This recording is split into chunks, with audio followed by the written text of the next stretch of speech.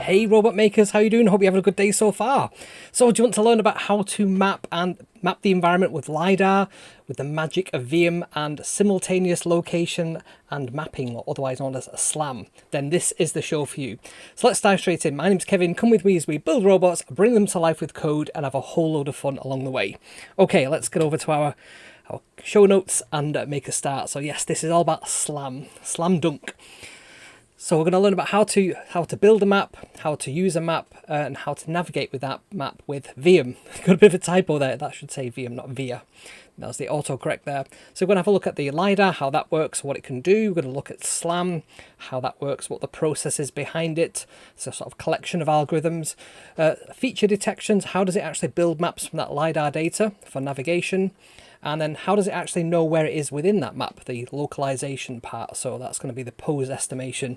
And then we're going to have a live demo with the Quby robot, which I've been working on this week. And it all works really, really well. So I can't wait to show you this. So we're going to build a map, we're going to navigate within it. And then we'll have a bit of a Q&A for the live show audience at the end. So we can have a Q&A and look at all these good stuff that I've got that I want to show you. Okay, let's get to it then. So how does it actually work? So I've got this robot on my desk. Let me just show you this over here. Just turn that volume down a bit. So if I go over to the desk here, we've got this Quby robot. So if I go to this view here, you can probably see a few different views of it. So it's got this spinning round LiDAR on the top, and it's got all the gubbins sort of inside. And you can see there's a battery sort of hanging out. Some of this isn't quite fitted into the right place just yet. But what I can do, I'm using VIAM, and I've got this hooked up to another machine next to me, and I can just hit the keys and sort of teleoperate this. So that's what we're going to be using today. So how does this LiDAR thing actually work? So I'm using the RP LiDAR from Slamtech. This is an A1 model. I think it's the cheapest model that they do. This is very common because of the price, sort of an entry-level LiDAR. It's very common and it's very supported on lots of platforms. So if you're using RAWs or VIAM, this is the sort of go-to model. I think there are some cheaper ones out there available. I'm not sure if they're 100% compatible with this, and essentially you do want them to be compatible because this is like the de facto standard. So it rotates around 5 to 10 times per second, has an 8-meter range, so it's really, really quite sort of far-reaching range. Takes about between 2,000 and 4,000 samples per second, which is insane, and it's about £89, £90, depending where you buy that from. And it simply connects either by USB cable or UART, this little serial connection. I'm using USB today because it's just the simplest plug and play available. So it works a bit like a rotating rangefinder. So the top section rotates round, and it's rotated on a bearing, so it's very, very smooth, very, very low friction. And the laser will reflect off any objects and bounce the readings back to the sensor 40,000 times per second. And the distance is measured and then halved to get the distance back. So it bounces to an object, bounces back, and the time that it took in total is kind of twice the distance. We just halve that, just like we do with ultrasonic rangefinders. So this works using time of flight. That's the technique we use there. So the laser sends out this modulated pulse, reflects off an object. That light is then hits the light sensor on the other side of the LiDAR unit, and then it can calculate the distance just by taking the speed of light, which is very, very, very fast, and halves it to get the distance. So we get very, very accurate and very, very quick responses. In effect, it's rotating that fast that you don't even have to take the rotation into account, because in effect it's bouncing off the same object many times before it's even moved a degree, because it's only rotating around sort of 5 to 10 times per second.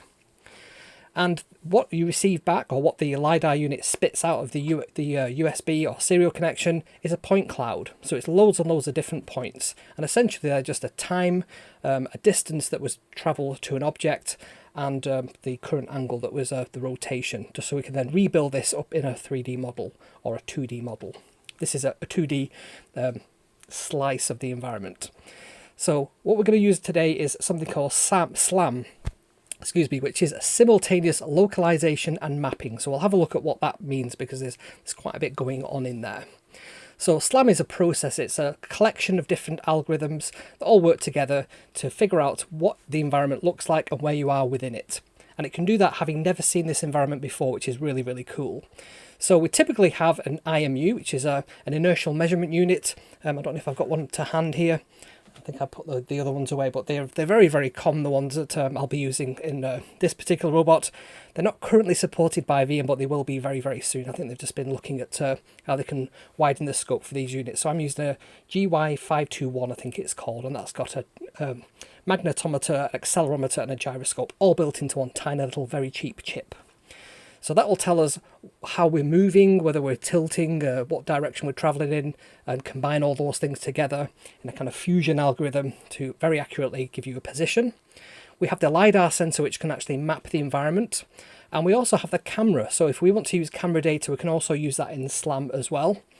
It then goes through a process called feature mapping, which is very much like object detection or facial recognition, that kind of machine learning technology, where it will look for things like lines, angles, corners, and therefore it can then map those features and recognize them in the future. So the LiDAR and the camera, they go into visual odometry. So the LiDAR is classed as a camera, whereas the IMU just goes into the pose estimation. So pose estimation is, where are you in 3D space? Which direction are you traveling in, or whether you're looking in? And how does that relate to a map that may exist or may not exist? So loop closure is when you've been building up your map and it recognizes where you are and has been there before. That's the loop closure part. And then finally, the bundle adjustment, that's where it takes all these different settings and tries to optimize and improve the lower the error rate and make it much more accurate each time. So it's very, very CPU intensive. And in fact, when I tried this last time on a Raspberry Pi 4 using Quby, I tried to do the visualization and the SLAM all in one, and essentially it was too much. The CPU couldn't keep up with the amount of calculations it needed to do per second, so you kind of got garbage, and the map was spinning around and all kinds of stuff. So it's great that you can actually offload this to VIAM, so this isn't a problem anymore. So the IMUs are quite a very interesting little device. So they have up to three different components. You can get these individually actually, but they tend to be bundled together in a single board. So you have an accelerometer, and that can tell you in a straight line how fast you are traveling.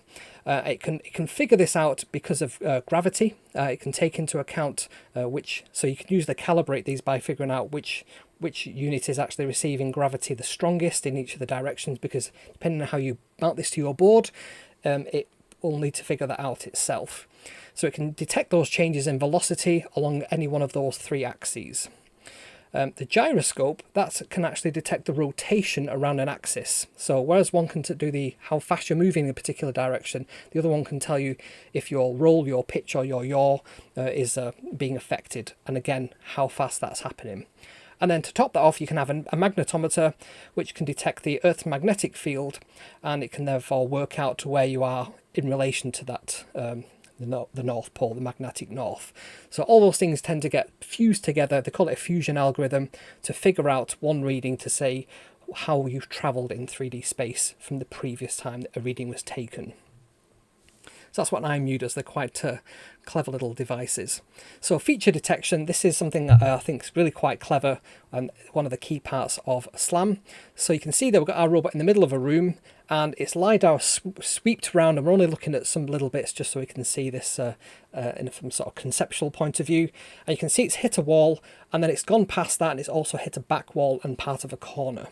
So it can actually detect that there is, several different points that make up that wall, and the back wall and the corner, and then it can map them together. It can estimate that there's like a line there using this feature detection. It can see that they're in a straight line, and therefore using a clever algorithm to convert that into a straight line, it can figure that out.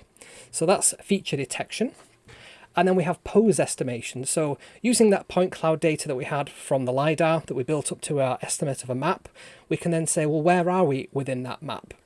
And we can then use the IMU data to position the robot as it's moving. So if it's moving in a particular direction, the IMU can say, we think we're moving forwards.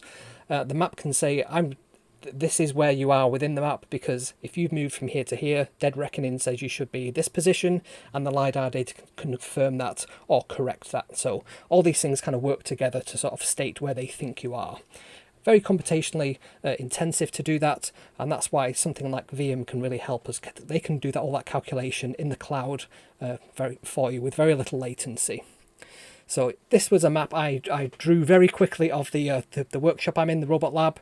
And because I tilted the LiDAR sensor ever so slightly as I was putting it on the desk, the walls all of a sudden went very thick because it detected that the distance of the wall, as I sort of tilted it up, it seemed like the distance had gone sort of wider, if that makes sense.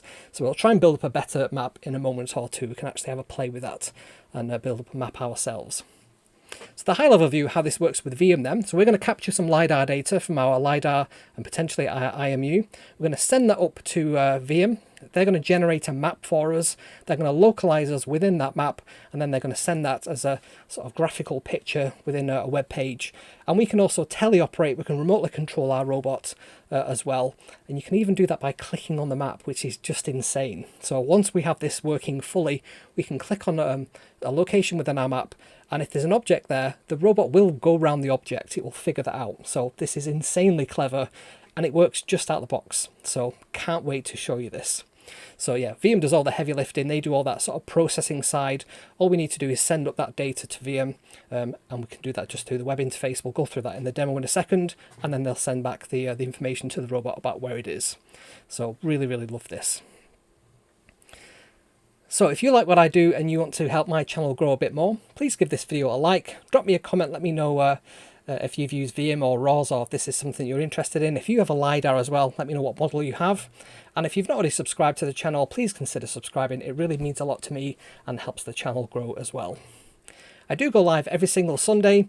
You'll certainly get a video every single Sunday if it's not me going live, but mostly live. And I go live at 7 o'clock GMT. So wherever you are in the world, you can be able to find out what that is in relation to where you are, if you know what I mean.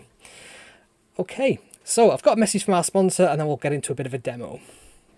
This video is sponsored by PCBWay, your ultimate destination for all things PCB manufacturing and assembly. Whether you're a hobbyist, a startup or a seasoned professional, PCBWay has got you covered. PCBWay offers an impressive range of services. They provide high quality custom designed printed circuit boards for any application you can imagine, from single layer to multi-layer, flexible and even rigid flex PCBs. They have the expertise to bring your designs to life. PCBWay ensures fast turnaround times and affordable prices without compromising on quality. With their state-of-the-art facilities and advanced manufacturing techniques, they can handle small prototype orders up to large-scale production runs with equal precision and efficiency. PCBWay offers additional value-added services such as PCB assembly, component sourcing, and even functional testing. You can trust them to deliver the fully assembled and tested boards ready for integration into your projects. One of the best parts of PCBWay is their user-friendly online platform. It allows you to easily upload your designs, get instant quotes, and track the progress of your orders in real time. Plus, their dedicated customer support team are ready to assist you with any questions or concerns. So whether you're working on an innovative Internet of Things device, a robotics project, or anything in between, PCBWay is your go-to partner for reliable and affordable PCB manufacturing and assembly. Head over to PCBWay.com today and turn your ideas into reality with PCBWay, your trusted PCB manufacturing and assembly partner. So thanks again to PCBWay for sponsoring this channel. Okay, let's get over to a demo, shall we? Can't wait to show you this. Right, so what I'm going to do, I'm just going to show you a couple of things and then we'll get into the web interface. So I've got a Raspberry Pi 5 here. I've also got a Raspberry Pi 4 inside the Quby robot. And this is the LiDAR that's currently plugged in. I'm simply going to disconnect this one. I'm actually going to plug it into the Raspberry Pi 5 and show you how to set it up on the Raspberry Pi 5. So let me just get over to a web page and then we can make a start on there. Okay, let me just arrange my screen. Okay. Right, so here we are on a web page which is app.viam.com. You can just go to www.viam.com, sign yourself up there. I did a video a couple of weeks ago on how to set up a robot in there, so I'm going to skip over that part today, and we're just going to add the components we need to do SLAM, which is surprisingly few. So we have Quby1, which is the robot which is currently on the desk over there.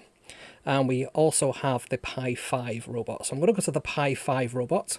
And there's not many components plugged in here at the moment. We just have the Pi 5 board on there. And there's nothing else currently configured. So I don't think there's any other services on there other than this data management service, which gets installed as part of the synchronization between VIAM and your robot. And we need that for the LiDAR part. So the first thing I'm going to do, I'm going to click on Create Component. I'm going to go to Camera. And then I'm going to scroll down to this from the registry, and there is an RPI or RP LiDAR, there we go, module. I'm just going to add that module in. I'm just going to call this one RP LiDAR, like so. And I'm just going to save the component. And that's it to add the LiDAR. It's as simple as that. So what I'm actually going to do now physically, if I go over to here, I'm going to disconnect. If I can do this without damaging that, there we go. And I'm going to plug this into the Pi 5, like so. So it started spinning again, but now it's plugged into this Raspberry Pi 5 just by the USB. Okay, so if I now go back over to our web page, and I'm just going to go to the control section on here, and this usually shows us the outputs of any components we've got plugged in. So I can say view the LiDAR data, and in fact view the point cloud. So if I just scroll up here, now currently that point cloud looks like it's pointing in the wrong orientation, so we can actually just rotate that round if we want, just so that it looks nicer. So if I increase the point size to about 4, and then we just rotate it on that red axis there, like so, that's about right. So we can kind of look at this data in 3D if we want to, like so. Trying to see which way around that thinks it will probably be. I think it's probably like that. Okay, so that's just a view. We're not doing anything with that data yet. So next we need to add a cartographer. This is the thing that's going to do the mapping for us. So we're going to go back to the config. We're going to go to services this time. We're going to create a service, and we're going to go to, let's see, I think it's in, is it navigation? It's not navigation. I always make that mistake. It's in, is it SLAM? There we go, Cartographer. Add the module in. I'm going to call this one Cartographer. Okay. And we've got some attributes here that we need to fill out. So to start with, we can just say localize only. So we've got 3 options. We can basically just say we want to just know where we are. We don't want to send any data up to VIAM. We can create a map, or we can update an existing map. So for now, we're just going to localize only. We can ignore the select map in that case, or actually, I'll go for the workshop one that I created a while ago, and I can also select the RP LiDAR, which we've got there. So if I now save this, let's go to save, and I go back up to control. In a moment or two, we will see that the cartographer service will sort of pop up and show us what's going on. It usually takes it a minute or two. There we go, for that to happen. So these coordinates here are where I am on this map. You can see here there's all kinds of like errors on the map because I think I tilted it while I was building it. So it's not a great map, but it is actually correct. So the room I'm in is about 3 meters by 4 meters-ish. There's a desk over here. This is where Alex normally sits. You can see the chair there. This is me in the middle here. Here's my sort of screens. There's a 3D printer over there. And then there's just the back of the workshop there. So that is actually correct. The robot is basically over here to my left-hand side. You can probably see in that bottom right image just there. The robot is just here. And you can see the screens that we've got. So it's kind of correctly detecting where it is in there. And even the orientation is correct. So it's kind of pointing at the moment at a slight diagonal. And you can see if we go back to that map, it's a sort of slight diagonal. And it's actually pointing forwards, which is quite cool. That is the front of the robot. So what I can do on another computer, I'm going to control the robot just to make it turn around a little bit. So this is a bit crazy because the LiDAR feed is going from one robot, and the actual control can actually be done on a different robot. But it might be easy for me just to move that. Let me just go back to, so I'm on a second screen here. It's going to go to Quby 1, and I'm just going to go to the control. I'll show you this in a second because it's really cool. And I basically can control the orientation of the robot from my keyboard. So if I just go back to the overhead view for a second, let's see if we can do it like this. If I just move my keyboard, I can make that sort of point like that. So that's now pretty much straight on, and you can see that little arrow has moved there. So if I rotate the robot back and leave it on this view, you can kind of see that little red arrow there will update. Now it's updating every 5 seconds, so it will take it a little while to correct that. I'm going to spin it right around to the left. Let's see if we can do that. There we go. And so that should update in a second, and we should see that it's pointing in a different direction. So this is how you use a map. Now, I'd already created that map, so how do we actually go about creating a map? So let's go and do that, shall we? So we're going to go back to that configure tab. I'm going to go down to the service, and where we've got this localize only, let's create a new map. So you see there it says automatic adding data capture to component, and it says about auto enable data capture. So somebody asked a question before about does VIAM cost anything? So you get so many credits per month. It's more than enough for a hobbyist to use, but this is one of the areas if you left this on indefinitely, you probably creep over that sort of threshold where it's free. So we only want to do this while we're capturing the map data. Once we've done that, we can actually switch off just by toggling a little switch, which I'll show you in a second. So we're going to create a new map. We can simply just save that. And if you notice here, if we did have an IMU, I've not got mine plugged in yet because it's not actually supported yet, but if I did have mine enabled, you'd actually see it on there as an optional one, and it just means that the mapping is that bit more accurate. Okay, so now that we've got that, we can go back to the control. We can create a new map name, so let's call this one live mapping demo, and we will start the session. Now it does say that it takes about 2 minutes to create this. I think it says slightly less than that. But while it's doing that, I've got some other slides I just want to show you just about some upgrades that I've made to Quby. So what I've done with Quby, I've taken some of these MX1508. I've got one in my hand over here. Motor drivers. I really love these because they're very cheap, they're very small, but they're also very powerful, very easy to use. So I've got 2 of those because I've got 4 motors and each of them support 2 motors. And I've also got the GY521, or the 6500 is that IMU. It's the same thing, just has different names.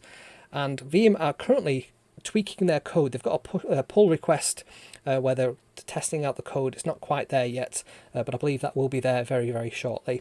And that means we'll be able to use these as well, and there'll be a supported IMU. So that'll mean it'll be so much more accurate. You can also see there I've upgraded the 3D printed shelf. So this was the previous shelf that was inside Quby. It sort of sits in there. The camera is sort of where this cutout is, and these holes are just for wires. And there's also some little holes in there to have the LiDAR on top. So this one has now got some extra bits and pieces on there. There's mounting holes, and these can be screwed in just to make the robot work better. So you can see there, this is it more assembled. I've also got a LiPo battery. I bought this one for use with the Yukon from Pimoroni, and it's one of these very powerful S2 LiPo batteries. I think it can last quite long. It's probably more than enough for this particular robot, but it has an XT60 connector on it, so I've had to sort of step that down using a little converter cable, and then plug that into the power input on those MX1508 motor drivers. It's very, very fast. I can show you just how fast it is in a minute or two.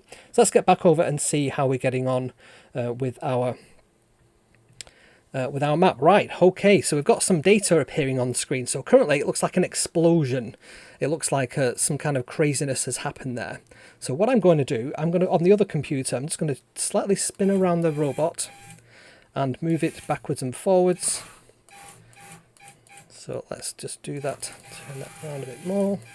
I'm also going to grab hold of it and I'm going to move it towards me with the Raspberry Pi. This is a bit of a tricky maneuver. Let me just do this. Here we go. And I'm going to show it more of the room. I'm going to try and keep it on the same level if I can. So I move about all these wires at the same time. And as I move it around the room and I move out of the way, it can see more of the room. Let's see if it's captured that. It updates about every 5 seconds. I'm going to show it the other direction as well. Like so. And then I'm going to put it back on the desk. Like that. So if I now do end session. Oops. Let's do end session. And I think the keyboard fell off the desk whilst I was doing that. So one of the challenges I've got is my workspace isn't very flat, so I'm having to sort of wobble the sensor around, and because it's wobbling around like that, it's kind of getting odd readings. So that's probably not a very good map. But you can see there what's happened. it's created a map and then it's figured out where it is within that 3D space. So that's probably not the best example of mapping, but you can see there it started to map out the square shape of the room. So what I'm going to do, I'm going to go back to the config and I'm going to switch off on the RP LiDAR the data capture, because we don't need that to be running all the time. So I'm going to save that, and then we go back to our control, and we can then see where we are up to. Just going to wait for that to update. Let's see where we are. It's on the service tab, isn't it? So what we can now do is we can say localize only. We can select the map that we want. So we've now got a third map. We've got the very, very poor live mapping demo map, which I've just created. But if I go back to that original one that's called Workshop, that one's not too bad actually. So if we now go back to that control tab, we can see the map. Oops. This has got a bit confused there. Now, sometimes if you have any issues, you can just click on the logs thing to see what's going on, and you'll get like a running sort of log of what's happening. Sometimes that can help you troubleshoot various things. But there you go. You can see where we are. You can see the shape of that map that I created previously, and you can see that the robot is correctly positioned at that angle. Again, if I try and move this about to be sort of straightish, like so, then it points. It's updated the map already. So what I'm going to do now, I'm actually going to take out the LiDAR from the Raspberry Pi 5 and put it back into the Quby, which is the Raspberry Pi 4, which is built into the robot. So I'll just put it back onto to this view so you can see me doing that. So I'm just going to unplug it from the Pi 5. I'm just going to plug it back into the robot here. Here we go. Like so. I'm just going to try and tuck as much of this as I can as well in there. Okay. Just so nothing's dragging on the floor. So currently I haven't got the robot completely on battery. There is a wire that's going to the Raspberry Pi 5, and that's just while I was sort of experimenting with it. Has also got a tiny bit of a wobble on it as well. Let's see if we can get a different shot of that. This is the best way. That's probably the best shot there. So you can see, there we go. There's the Raspberry Pi 5 is just inside, and there's Quby with the battery sort of inside there. Right, so let me show you what's the next thing that we can look at. So what I'm going to do, I'm going to go back to this view over here. So this was on the other robot, this was on the Pi 5. Now if I go back to all the machines that I have, Quby1 is the robot that we are currently working on. So let's go back over here and have a look what we've got configured on here. So I've actually got the Raspberry Pi camera plugged in there. I've got 4 motors, so I've got a right motor that's on the Raspberry Pi GPIO pins, so it's on pin 3 and 5. We then have the left motor, which is on pins 7 and 11. I've then got a base. So a base is a component where you can actually construct in software what the robot configuration is. So how wide is it between the wheels? What's the circumference of the wheels? And which of the motors are connected to which of the components. So I've got 4 motors, like I said, 1 for each corner of the robot. So you can see there, right motor, right front, left motor, left front as well. Then we've got the RP LiDAR. There's no configuration for that. It's really nice and simple, just plug and play. And then we've got the left motors, which are on pins 15 and 13. And the final one, the right motor, which is on 21 and 19.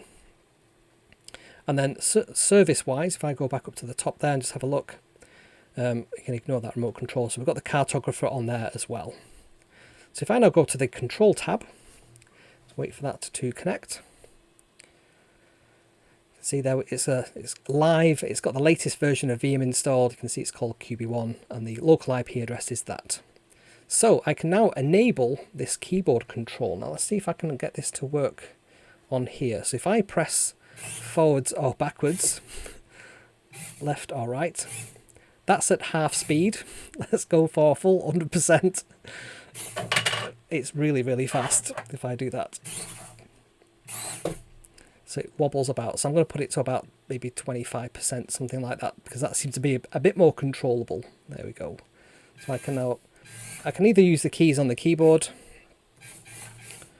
like so. I can move the robot around with that. And you've got live feeds as well. You can look at the LiDAR data, but you can also see where it is within the map. So if I spin this robot round, it's currently pointing right at me. So if I spin this round like that, we should see that little arrow. I think it should point downwards if it's working correctly. It takes a new snapshot sort of every 5 seconds or so. So if things are working properly, that should get updated. So there we go. And then we've got the other motors. You can actually go to the individual motors and you can control them as well. You can basically just make them run and run if you wanted to test out that the direction is working properly. And you can also see the LiDAR data as well, which doesn't appear to be running properly actually. So why is that? We should be getting some data through there. So I can have a quick look at the logs to see if there's any issues there. It's probably that it doesn't like the one that I plugged it into. So if we get any issues like this, we can basically just restart the robot. So if I just move this down, there's a restart button there, and that basically just restarts the services. Because I had the RP LiDAR plugged into the Pi, then I yeeted it out, that might mean that it comes back up on a different port, and therefore it can't find it. So that's probably my fault for doing that. But there we go, it's now restarting everything, and we should see the data coming through. Because what I wanted to show you next is that you can click on the map and get it to go to a location simply by just clicking on that Cartographer map. So again, it just takes a couple of moments for that to fire up. So it's just saying at the moment down here that it's just restarting its services. So yeah, I'm really impressed with how fast these tiny little motors are with the these MX1508 motor drivers. Very, very, very, very powerful. And the new LiPo battery that I've got plugged in as well seems to be very, very powerful as well. Cool. So I'm just waiting for that to come back up.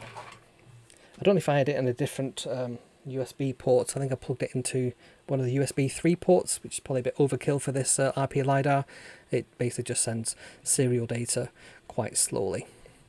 So I'm just going to wait for that to come back online. It usually takes it a minute or two to do that, but it's now decided that it's not come back up yet. So let's go and have a look at the logs and see if we can see anything on there. So yeah, so it's basically just starting everything back up.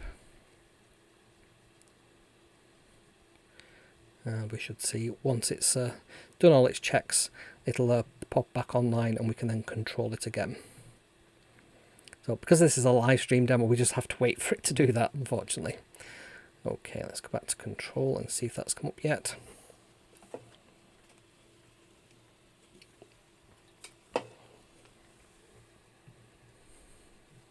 Go full screen on here so we can see what we're doing. So once this has come back up, let's go back to the Raspberry Pi 5 for a second, just while we're waiting for that other one to come back online. I can just hear it restarted the LiDAR. It sometimes stops spinning and then spins again, and that usually means that this service has just started. Does that mean Quby's online now? No, it's not quite there yet. So I just wanted to see on here if we can see the map. So yeah, all we need to do on the map to actually get the robot to go to a location is just click on, drop a pin where you want the robot to go to, and then you can click on the move button. Now it knows currently that I've not got the LiDAR plugged into this one, so it's actually not going to allow me to do that, but that's as simple as you do it. So even if there's an object in the way, it will figure out a path, the sort of most optimal path to get to that location. So that's really cool. That requires quite a lot of complex work to do within ROS, and we can do it very simply within VIAM. Oh, I've really messed this one up, haven't I? So I'm not sure why it's taking so long to come back online. There we go, it's getting some issues there. So what I'll probably do is probably just end the demo at that point, because this is probably a bunch of things I need to restart the whole Pi, I think. So what I have got is connection to the Raspberry Pi here. So we can probably just do a sudo init 6 to reboot that. If that's the right one, that might have been the other Pi actually. I think we need to go to 1.72, don't we, for this particular one. There we go. Of course, that's never as simple as you want it to be. So once the robot's back up now. Great, excellent. So we can now go, let's enable the keyboard. Let's go down to the map. There we go. And if we click on a location, now I'm going to try it, but it has been generating an error message when I do this, and I need to speak to VIAM about what this is. So it says runtime, invalid memory address, or nil pointer dereference. So I need to understand what's causing that issue. It might be that I need to have an IMU to make this work, or it might be something else that I need to have running. Now there are some other components in here which are quite cool. If you've got a GPS unit, you can actually add in the navigation stack. So we go down to, so it's not a component, sorry, it's on the services tab, and it's a new service that's called navigation. If we just call this one nav. And what this will use is the GPS module, and it will actually find where you are in the world, and therefore you can see your robot and basically say, right, well, you travel from here to there, and it'll do that as well. So that's pretty cool. You can see there the plan and angular velocity, all that kind of good stuff. So it might be that we need to configure that. I've not got that far in the tutorial yet, but we can see what we can do, which is we can make the robot move around, which I think is really, really cool, within the map using this built-in keyboard function. So we go back over there, go to trying to get the view up where we can see everything at the same time. Let's try that one. And yes, we can move the robot, we can spin it round like so, and you can see the map is updating the robot's orientation in kind of real time there. Let's have a look. There we go. Let's get it right to the very edge of the desk. There we go. It's moving that little arrow. That's what we're looking at there. That little arrow that's telling us which orientation that we're in. And it is correct. That is the location within the room that it is. If I move that all the way back, let's go back to... Let's make sure we've got the keyboard enabled. And then let's move all the way back off the desk.